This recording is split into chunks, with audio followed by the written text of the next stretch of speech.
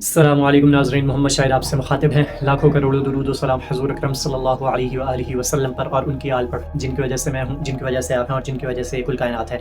नाज़रीन, इस वक्त जो सबसे बड़ी खबर है वो इस्लामाबाद से है कि अब्बास अराग़ची बग़ैर अमेरिका के किसी शख्स से मिले वो इस्लामाबाद से रवाना हो चुके हैं। और ये अभी कुछ देर पहले ही ये खबर मौसूल हुई है कि अब्बास अराग़ची अमेरिका के किसी भी डेलीगेट और किसी भी इन्वॉइस से बग़ैर मिले वो वहाँ से रवाना हो चुके हैं, क्योंकि इसमें पाकिस्तान सालिसी का किरदार अदा कर रहा है। हमने कल भी आपको इन्फॉर्मेशन दी थी कि अब्बास अराग़ची पाकिस्तान पहुंच चुके हैं इस्लामाबाद में, लेकिन अब वो वहां से चले गए हैं। उन्होंने फील्ड मार्शल आसिम मुनीर, शहबाज शरीफ और इसहाक डार से मुलाकात की और खित्ते की जो कशीदगी है उसके हवाले से उन्होंने बात की और अब वो वहाँ से चले गए हैं। अभी उन्हें मॉस्को भी जाना है और उन्होंने ये भी कहा था कि वो मस्कत भी जाएंगे। अभी अल जज़ीरा ने एक खबर ब्रेक की है और ये इंतहाई अफसोसनाक खबर है कि इसमें इसराइली फ़ौज का उन्होंने जिक्र किया है।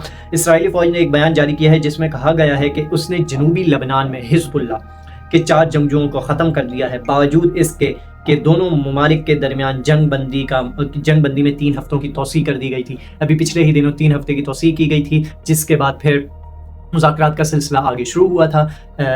अमेरिका से भी कुछ डेलीगेशंस आए थे जिसमें 3 लोग थे और ईरान के भी आए थे पाकिस्तान इस्लामाबाद में। और अब ये हिज़्बुल्लाह पर इसराइल ने टारगेट किया है और 4 जंगजुओं को ख़त्म कर दिया है और ये सरासर जो सीज़ फायर थी उसकी खिलाफ वर्जी की है। इसके आगे अल जज़ीरा आगे भी रिपोर्ट कर रहा है, वो कह रहे हैं कि हिज़्बुल्लाह ने एक बयान जारी किया है जिसमें कहा गया है कि उसने अंतरा के कस्बे में एक इसराइली गाड़ी को निशाना बनाया है और उसे तबाह कर दिया। यह खबर एक ऐसे वक्त में सामने आई है कि जब 3 हफ्तों की जंग बंदी में तोसी के बावजूद इसराइली और लबनानी ग्रुप के दरमियान झड़पें जारी हैं, यानी कि दोनों के दरमियान सीज़ फायर का मुआहिदा हुआ। 3 हफ्ते के लिए वो जंग बंदी करेंगे, लेकिन अब दोनों के दरमियान झड़पें दोबारा से शुरू हो चुकी हैं, लेकिन अभी तक सीज़ फायर का जो वक्त था 3 हफ्ते वो ख़त्म नहीं हुआ था।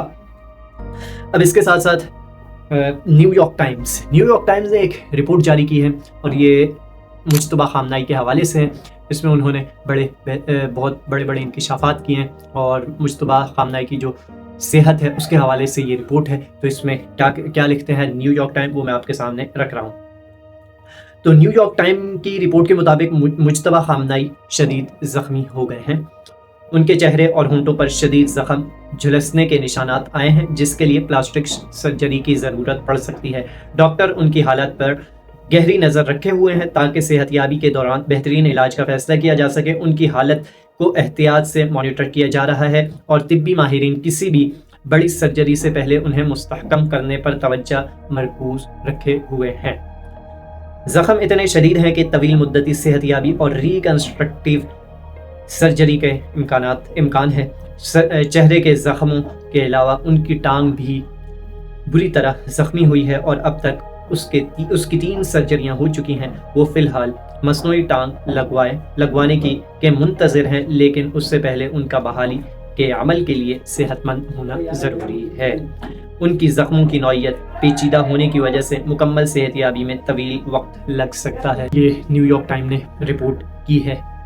अब इसके साथ साथ पाकिस्तान की बात कर लेते हैं। तो पाकिस्तान में एक दफ़ा फिर गरीब पर एक पेट्रोल बम गिरा दिया गया है। कल रात को पाकिस्तानी गवर्नमेंट ने एक दफ़ा पेट्रोल की कीमतों में फिर से इजाफा कर दिया है और इस दफ़ा इजाफा भी शदीद है।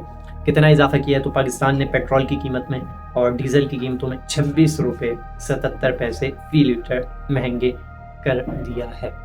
पेट्रोल की नई कीमत 393 रुपये 35 फ़ी लीटर, डीजल की नई कीमत 380 रुपये 19 पैसे हो चुकी है। यानी एक दफ़ा फिर पेट्रोल की कीमतों में इजाफा किया जा रहा है। पहले तकरीबन 370 के आसपास था पेट्रोल और अब हो चुका है 393 रुपये पेट्रोल फ़ी लीटर पाकिस्तान में मिलेगा। यानी कि जंग ईरान में लगी हुई है, साथ में इजराइल में लगी हुई है। मुतासर कौन हो रहा है? महंगाई कहाँ हो रही है? पाकिस्तान में हो रही है। ऐसे ड्रामे हमें सिर्फ़ और सिर्फ पाकिस्तान में ही देखने को मिल सकते हैं और हम तवक्कुआत भी अपने हुक्मरानों से यही रखते हैं। इसके साथ साथ आज PTI का जलसा था और सबसे बड़ी खबर ये है, और एक खबर ये है कि आज पाकिस्तान तहरीक इंसाफ को बने हुए 30 साल मुकम्मल हो चुके हैं। 25 अप्रैल 1996 को कायद इमरान खान ने PTI की बुनियाद रखी थी और आज है 25 अप्रैल 2026 को PTI को पूरे 30 साल हो चुके हैं। जब ये पार्टी शुरू हुई थी तो इसमें सिर्फ़ और सिर्फ इमरान खान थे और फिर आहिस्ता आहिस्ता लोग बढ़ते गए और तकरीबन आज पाकिस्तान का 80% वोटर या 90% वोटर इमरान खान के साथ खड़ा है। تو آج کشمیر میں سہیل خان آفریدی نے اسٹریٹ موومنٹ کہہ لیں یا جلسہ کہہ لیں، انہوں نے کشمیر میں مظفر آباد میں عوام سے خطاب بھی کیا اور وہاں پر جلسہ بھی کیا، اور کشمیر میں جلسہ کرنا ان کے لیے کوئی بڑی بات نہیں ہے، کیونکہ ویسے بھی لوگ تو عمران خان کے نام پر باہر آ ہی جاتے ہیں۔ کشمیر نے بھی باقی پاکستان کی طرح عمران خان کو ووٹ دیا تھا، ایک مرتبہ پھر کشمیر میں الیکشن آنے والا ہے اور یہ ایک مرتبہ پھر ووٹ چوری کرنے کا منصوبہ بنا رہے ہیں۔ آپ نے اپنے ووٹ کی حفاظت کرنی ہے، اگر سب کچھ عوام نے ہی کرنا ہے تو آپ لوگوں نے یہ جو سیٹیں لی ہوئی ہیں ماشاء اللہ سے، سیٹوں کے آپ لوگ مزے اڑا رہے ہیں، مزے لے رہے ہیں آپ لوگ، تو پھر وہ سیٹیں بھی چھوڑ دیں بھائی۔ اگر ووٹ بھی عوام نے دینا ہے، اس پر پہرا بھی عوام نے دینا ہے، سب کچھ عوام نے ہی کرنا ہے، تو پھر آپ کس لیے آئے ہوئے؟